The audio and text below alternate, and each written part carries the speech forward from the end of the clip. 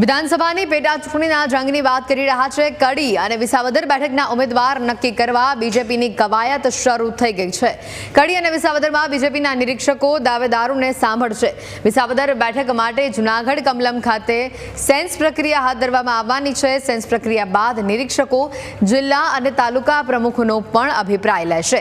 કડી બેઠક અનુસૂચિત જાતિ માટે છે અનામત। બંને બેઠક પર હજી સુધી એક પણ ઉમેદવાર નથી અત્યારે દાવેદારી નોંધાવી, પરંતુ આમ આદમી પાર્ટી અને કોંગ્રેસ વચ્ચે સમજૂતી ન થતા વિસાવદર અને કડી બેઠક ઉપર હવે ત્રિપાખ્યો જંગ જામવાની વાત તો નક્કી છે। વિસાવદર બેઠક ઉપર આમ આદમી પાર્ટી દ્વારા ગોપાલ ઇટાલિયાના નામની જાહેરાત કરી દેવામાં આવી છે। ઉમેદવારી ફોર્મ ભરવા માટે 2 જૂન અંતિમ તારીખ રહેશે। સેન્સ પ્રક્રિયા બાદ સાંજ સુધીમાં નિરીક્ષકો પ્રદેશ બીજેપીને પોતાનો રિપોર્ટ મોકલી દેશે અને આવતીકાલે મળનારી પ્રદેશ પાર્લામેન્ટરી બોર્ડની બેઠકમાં ઉમેદવારોના નામ અંગે મંથન કરવામાં આવશે। મુખ્યમંત્રી નિવાસ સ્થાને મળનારી આ બેઠકમાં સીએમ, પ્રદેશ અધ્યક્ષ CR પાટીલ આ સહિતના તમામ સભ્યો હાજર રહેશે। અને આ અંગે વધુ અપડેટ્સ પણ જાણીશું। અમારી સાથે સહયોગી જયેશ પણ અહીંયા સીધા જોડાઈ ચૂક્યા છે। જયેશ, જે પ્રકારે આ ચૂંટણીની પહેલા તો જાહેરાત થઈ, તારીખોની જાહેરાત થઈ, ફોર્મ ભરવાની તારીખની જાહેરાત થઈ અને તે બાદ જે રસાકસીનો માહોલ જોવા મળ્યો, આ બંને બેઠકની વાત કરીએ તો પહેલા તો બંને બેઠકનું રાજકીય ગણિત શું છે અને સાથે ત્રિપાંખ્યો જંગ જામવાની જ્યારે આપણે વાત કરી રહ્યા છીએ, કેવી પરિસ્થિતિ સામે આવશે?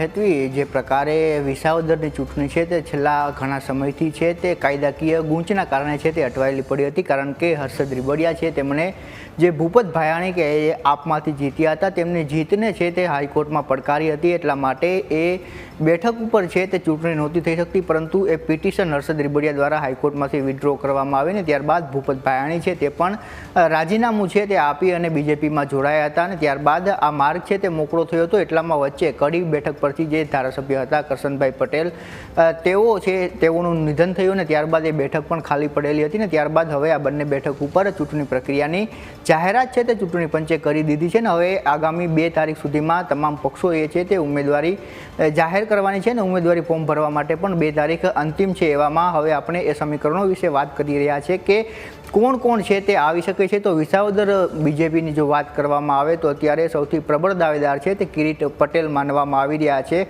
કિરીટ પટેલ છે તે પૂર્વ જિલ્લા પ્રમુખ રહી ચૂક્યા છે। હાલ અત્યાર સુધી તેઓ જિલ્લા પ્રમુખ હતા અને જે નવી સંગઠનની સંરચના થઈ તેમાં તેના સ્થાને નવાની નિમણૂક કરવામાં આવી, એટલે કિરીટ પટેલ એક પ્રબળ દાવેદાર છે। તેઓ થોડા દિવસો પહેલાં જે પ્રદેશનું નેતૃત્વ છે તેમની સાથે પણ મુલાકાત ભૂપત ભાયાણીને સાથે રાખીને કરી ચૂક્યા છે। એ પ્રકારની એ વિગતો આપણી પાસે છે, એટલે કિરીટ પટેલનું નામ છે અત્યારે પ્રબળ દાવેદાર તરીકે ચાલી રહ્યું છે। જો કિરીટ પટેલને ટિકિટ ન મળે તો ભૂપત ભાયાણી છે તેઓ આપ છોડી અને બીજેપીમાં જોડાયા હતા અને એ જે વિધાનસભાની ચૂંટણી છેલ્લી ગઈ ત્યારે જેટલા પણ ધારાસભ્યો રાજીનામું આપી અને ભાજપમાં જોડાયા હતા તે તમામને ટિકિટ આપવામાં આવી છે ને એ સમયે એ વાત પણ રાખવામાં આવી હતી કે જે પણ વ્યક્તિ જે પણ હોદ્દો છોડી અને બીજેપીમાં આવશે તેને એ હોદ્દો છે તે આપવામાં આવશે। એ જ રીતે અર્જુન મોઢવાડિયા હોય, CJ ચાવડા હોય, એ તમામને બીજેપી દ્વારા ટિકિટ આપવામાં આવીને તેઓ જીતીને અત્યારે બીજેપીના ધારાસભ્ય તરીકે છે। એવામાં જો એ ક્રાઇટેરિયા અહીં લાગુ પડે તો ભૂપત ભાયાણીને પણ ટિકિટ આપી શકે છે, પરંતુ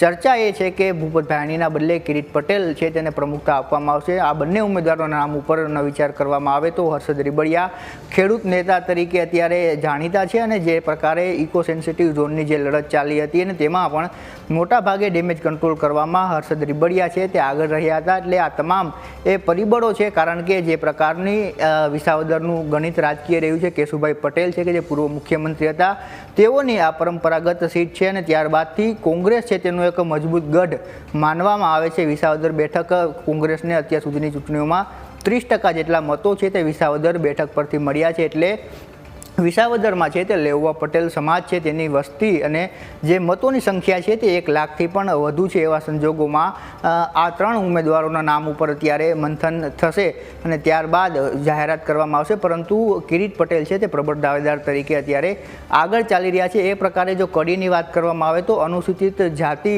અનામત બેઠક છે અને એવામાં એ કેટલાક નામો છે અત્યારે કડી બેઠક પર પણ ચાલી રહ્યા છે. તેમાં પ્રબળ દાવેદાર તરીકે હેતુ કનોડિયા છે, તેમનું નામ ચર્ચામાં છે. હેતુ કનોડિયા અગાઉ ધારાસભ્ય રહી ચૂક્યા છે. ઈડર બેઠક પરથી તેઓ ધારાસભ્ય હતા અને ત્યારબાદ હવે ત્યારે તેમનું નામ આગળ ચાલી રહ્યું છે. અનુસૂચિત જાતિમાંથી આવે છે અને મોટું નામ ગુજરાતમાં ધરાવે છે. ફિલ્મ ક્ષેત્રે પણ તેમનું યોગદાન છે. તેમના પિતા છે તે પણ ધારાસભ્ય છે તે રહી ચૂક્યા છે, એટલે હેતુ કનોડિયાનું નામ ચાલે છે. ત્યારબાદ SC/ST મોરચાના જે પૂર્વ પ્રમુખ છે એ રમેશ સોલંકીનું નામ પણ કડી બેઠક પરથી ચર્ચામાં ચાલી રહ્યું છે કે તેઓને પણ ટિકિટ છે તે મળી શકે છે, કારણ કે સંગઠનમાં કામ કરેલું છે અને અનુસૂચિત જાતિ વિકાસ કોર્પોરેશન જે ગુજરાત રાજ્યનું છે તેમાં પણ તેઓ અધ્યક્ષ રહી ચૂક્યા છે, એટલે તેઓ પણ એક પ્રબળ દાવેદાર તરીકે સામે આવી રહ્યા છે. ત્રીજું એક નામ છે તે અસારવાના જે પૂર્વ ધારાસભ્ય છે પ્રદીપ પરમાર, કે જે અનુસૂચિત જાતિમાંથી આવે છે, તેમનું નામ પણ ચાલી રહ્યું છે. એ સંજોગોમાં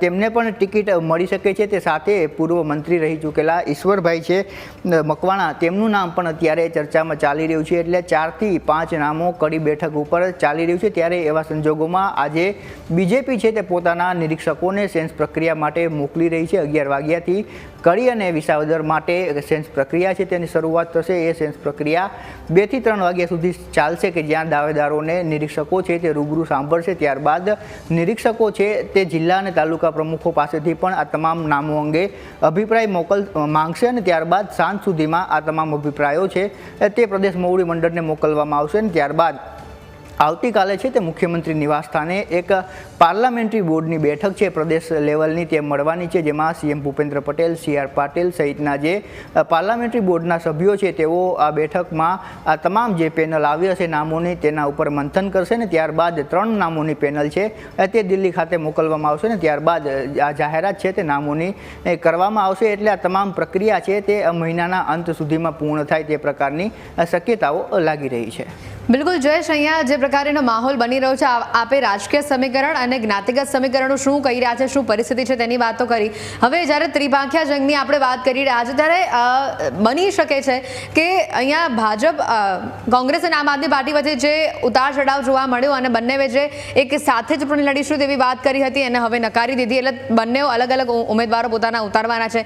જેમ આમ આદમી પાર્ટીએ તો ગોપાલ ઇટાલિયાના નામની જાહેરાત કરી દીધી છે અને કડીમાંથી કદાચ કોઈ ઉમેદવાર નહીં ઉતારે તેવું લાગી રહ્યું છે. પરંતુ આમ કરવાથી, આ ત્રિપાંખ્યો જંગ જામવાથી કોંગ્રેસ અને આમ આદમી પાર્ટી એ ભાજપના વોટ શેર છે એ ક્યાંક તોડશે તેવું લાગી રહ્યું છે. અને જો ખરેખર એવી પરિસ્થિતિનું નિર્માણ થાય છે તો અહીંયા ભાજપને કેટલું નુકસાન થતું આપને લાગી રહ્યું છે? હેતુ, જ્યારે પણ ગુજરાતમાં ત્રીજો પક્ષ ચૂંટણીમાં ઉતરે છે ત્યારે તેનો સીધો અને ફાયદો છે તે ભારતીય જનતા પાર્ટીને થતો હોય છે. એ પ્રકારના અગાઉ આપણે વિધાનસભાના જે ચૂંટણીના પરિણામો છે તેમાં પણ જોયું કે જ્યારે આમ આદમી પાર્ટી દ્વારા ગઠબંધન ન થયું અને તમામ લોકો છે તે પોતાના ઉમેદવાર ઉતારવામાં આવ્યા ત્યારે બીજેપી મોટા માર્જિન સાથે જીતીને આવી છે. એ જ પ્રકારની સ્થિતિ છે તે અત્યારે પણ જોવા મળી રહી છે. વિસાવદરમાં પણ ત્રિપાંખ્યો જંગ છે તે જામવાનું છે, કારણ કે આપ દ્વારા ઉમેદવારના નામની જાહેરાત કરી દેવામાં આવી છે અને છેલ્લા 3 મહિનાથી ગોપાલ ઇટાલિયા અને સહિત આપના જે નેતાઓ છે તે વિસાવદરમાં પ્રચાર કરી રહ્યા છે. અને એ સાથે હવે કોંગ્રેસે પણ એ જાહેરાત કરી છે કે કોંગ્રેસ પણ વિસાવદરમાં ઉમેદવાર છે તે ઉતારવા જઈ રહી છે. ત્યારે અત્યાર સુધીની જે પણ ચૂંટણીઓ થઈ છે તેમાં બીજેપી અને કોંગ્રેસ વચ્ચે વિસાવદરમાં ચૂંટણી લડાઈ છે ને એટલા માટે કોંગ્રેસ છે તે ક્યાંક ભાજપ કરતાં હાવી રહ્યું છે. 30% જેટલો વોટ શેર કોંગ્રેસ દર ચૂંટણીમાં મેળવતું હતું. એટલે એ શક્યતા અત્યારે જોવા મળી રહી છે કે જો ગઠબંધન નથી થતું અને નથી થવાનું એ સંજોગોમાં બીજેપીને છે તે સીધો ફાયદો થાય, કારણ કે આમ આદમી પાર્ટી છે તે કોંગ્રેસના મતો ક્યાંક ને ક્યાંક તોડશે એ પ્રકારની શક્યતા છે તે અત્યારે સેવાઈ રહી છે. ને જે નિષ્ણાંતો છે એ પણ એ વાત અત્યારે માની રહ્યા છે. એ જ પ્રકારની સ્થિતિ કડીમાં પણ છે. કડીમાં જો એ સ્થિતિ બની હોત કે કોંગ્રેસ વિસાવદરમાં ઉમેદવાર નથી ઉતારતું તો આપ છે તે કડીમાં ઉમેદવાર નહીં ઉતારે, પરંતુ એ સ્થિતિ હવે નથી જોવા મળી રહી. ગઈકાલે જ આપ દ્વારા કડીમાં પણ જે મધ્યસ્થ કાર્યાલય છે તેનું ઉદ્ઘાટન કરવામાં આવ્યું છે ને ત્યાં પણ હવે આપ છે ઉમેદવાર ઉતારવા જઈ રહી છે. એટલે બંને સીટો ઉપર છે તે ત્રિપાંખ્યો જંગ થવાની છે એ વાત નક્કી છે. એટલે આનો સીધો ફાયદો છે તે ભારતીય જનતા પાર્ટીને થવાનો છે. એટલા માટે જો આ સમાધાન કડીમાં નથી થતું તો વિસાવદર જેવી સ્થિતિ કડીમાં પણ થવાની છે ને ત્યાં પણ ત્રિપાંખ્યો જંગ થશે. અને જ્યારે પણ ત્રિપાંખ્યો જંગ જોવા મળે છે ત્યારે તેનો સીધો ફાયદો બીજેપીને થતો હોય છે.